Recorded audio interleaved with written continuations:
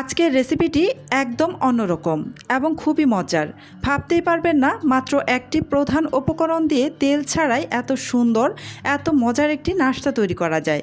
যারা স্বাস্থ্যকর খাবার পছন্দ করেন, কম খরচে নতুন কিছু বানাতে চান, অথবা প্রতিদিন একই ধরনের নাস্তা খেতে খেতে বিরক্ত হয়ে গেছেন, তাদের জন্য আজকের রেসিপিটি দারুণ হবে।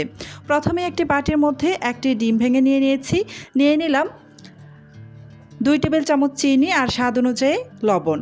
এবার সব কিছু একসাথে মিশিয়ে নিচ্ছি। আমি এখানে প্রধান একটি উপকরণ ব্যবহার করব, সেটা হচ্ছে আটা, আর বাকিগুলো সহায়ক উপকরণ। তো এই ডিমটাকে খুব ভালোভাবে আমি ফেটিয়ে নিব। ডিমটাকে যত ভালো করে ফেটিয়ে নেবেন নাস্তাটা কিন্তু ততই সুন্দর হবে। ডিমটা ভালো করে ফেটিয়ে নিয়ে তারপর এখানে আমি 1 কাপ পরিমাণ আটা দিয়ে দিলাম। এবার দিয়ে দিলাম এখানে বেকিং পাউডার হাফ চা চামচ পরিমাণ। দিয়ে দিচ্ছি তরল দুধ 1/3 কাপের মতো, দিয়ে নাড়াচাড়া করে ভালো করে মিশিয়ে নিচ্ছি।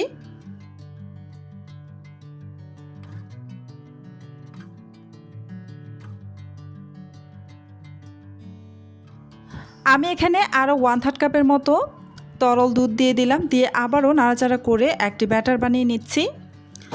তো এই পর্যন্ত যারা আমার ভিডিওটা দেখতেছেন, প্লিজ আমার ভিডিওতে একটা লাইক দিয়ে দিবেন। আর আমার চ্যানেলটি যদি আগে থেকেই সাবস্ক্রাইব করে দেওয়া না থাকে, প্লিজ আমার চ্যানেলটি সাবস্ক্রাইব করে পাশে থাকা বেল আইকনটি অন করে রাখবেন।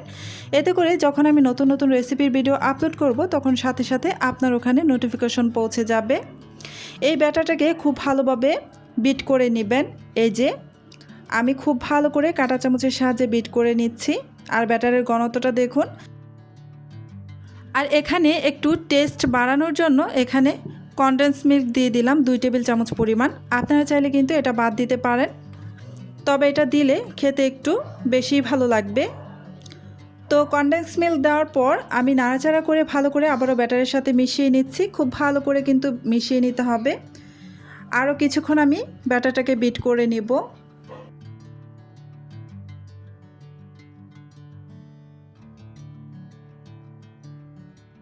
ব্যাটারটা রেডি হয়ে গেছে। এবার আমি ঢাকা দিয়ে ঢেকে রেখে দিলাম প্রায় 20 মিনিটের মতো। তো 20 মিনিট পর ঢাকাটা সরিয়ে নিয়েছি। রেস্টে রাখার পর আমি আবারও কিছুক্ষণ সময় বিট করে নিব।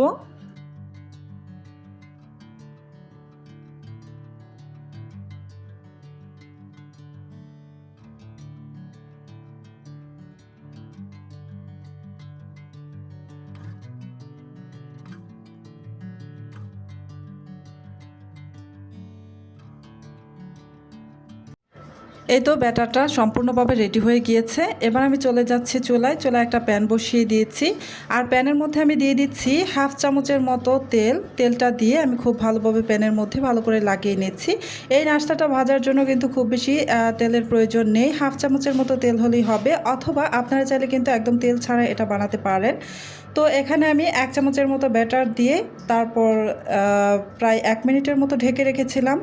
তারপর 1 মিনিট পর ঢাকাটা সরিয়ে নিয়ে আমি উল্টে দিয়েছি। দেখুন খুব সুন্দরভাবে কিন্তু কালার চলে আসছে।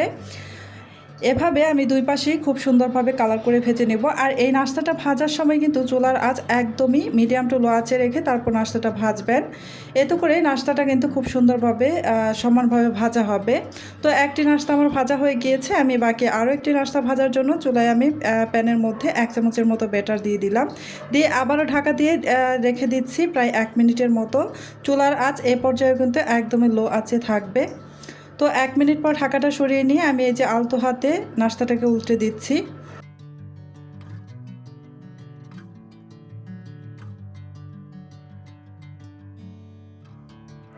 আপনারা চাইলে কিন্তু এই নাস্তাটা একদম তেল ছাড়া শুকনো প্যানের মধ্যে কিন্তু ভেজে নিতে পারেন। যারা তেল খেতে পছন্দ করেন না, স্বাস্থ্যকর উপায়ে বানাতে চান, ওনারা কিন্তু একদম শুকনো প্যানের মধ্যে কিন্তু এই নাস্তাটা বানাতে পারেন। একদমই তেল ছাড়া খুব সহজেই বানানো যায়। তবে ননস্টিক প্যানের মধ্যে কিন্তু বানাতে হবে যদি একদম তেল ছাড়া বানাতে চান। তো আমি আরও একটি নাস্তা বানানোর জন্য আমি আরও কিছুটা ব্যাটার প্যানের মধ্যে দিয়ে দিলাম। তারপর ঢাকা দিয়ে ঢেকে রেখে দিলাম প্রায় 1 মিনিটের মতো। 1 মিনিট পর ঢাকাটা সরিয়ে নিয়ে আমি আবারও এই নাস্তাটাকে উল্টে দিচ্ছি। তো এই নাস্তাটা উল্টাবেন তখনই উপরের ভাগটা যেন একদম শুকিয়ে না যায়, কাঁচা থাকা অবস্থাতেই কিন্তু উল্টিয়ে দিতে হবে। এতে করে দুই পাশেই খুব সুন্দর কালার করে ভেজে নিতে পারবেন। এই তো দুই পাশে কিন্তু খুব সুন্দর করে কালার করে ভেজে নিয়েছি। তো আমি আমার পছন্দ মতো কালার করে ভেজে নিয়েছি। আপনারা আপনাদের ইচ্ছে অনুযায়ী ভেজে নিতে পারেন। আপনারা চাইলে কিন্তু এক পাশেই ভাজতে পারেন, আর অন্য পাশে কাঁচা ভাবটা চলে গেলে তারপর কিন্তু নামিয়ে ফেলতে পারেন, সেটা একান্তই আপনাদের ইচ্ছে। তো এই যে একটি প্রধান উপকরণ দিয়ে কিন্তু আমার নাস্তাটা তৈরি হয়ে গেছে। তো প্রধান উপকরণ শুধুমাত্র আটা দিয়ে কিন্তু আমি নাস্তাটা তৈরি করেছি, আর সাথে এই নাস্তাটার টেস্ট বহুগুণে বাড়ানোর জন্য আমি কিছু উপকরণ ব্যবহার করেছি। তো দেখতেই পাচ্ছেন নাস্তাটা কতটা সুন্দর হয়েছে। আপনারাও অবশ্যই বাড়িতে একবার বানিয়ে দেখবেন, বানিয়ে কেমন হয়েছে, স্বাদ কেমন লেগেছে তা অবশ্যই কমেন্টে জানাবেন। আপনার একটি সুন্দর মন্তব্য আমাকে আরও নতুন নতুন রেসিপি নিয়ে আসতে অনেক অনুপ্রেরণা দেয়। যদি ভিডিওটি ভালো লেগে থাকে তাহলে একটি লাইক দিয়ে পাশে থাকুন এবং আপনার পরিবার ও বন্ধুদের সঙ্গে শেয়ার করুন, যাতে তারাও এই সহজ ও স্বাস্থ্যকর রেসিপিটি বানাতে পারেন। আর আমার চ্যানেলটি যদি সাবস্ক্রাইব করে দেওয়া না থাকে, প্লিজ আমার চ্যানেলটি সাবস্ক্রাইব করে পাশে থাকা বেল আইকনটি অন করে রাখবেন। আর যারা যারা ইতোমধ্যেই আমার চ্যানেলটি সাবস্ক্রাইব করে পাশেই আছেন ওনাদেরকে জানাচ্ছি অসংখ্য অসংখ্য ধন্যবাদ। তো আজকের মতো এখানেই শেষ করছি। আল্লাহ হাফেজ।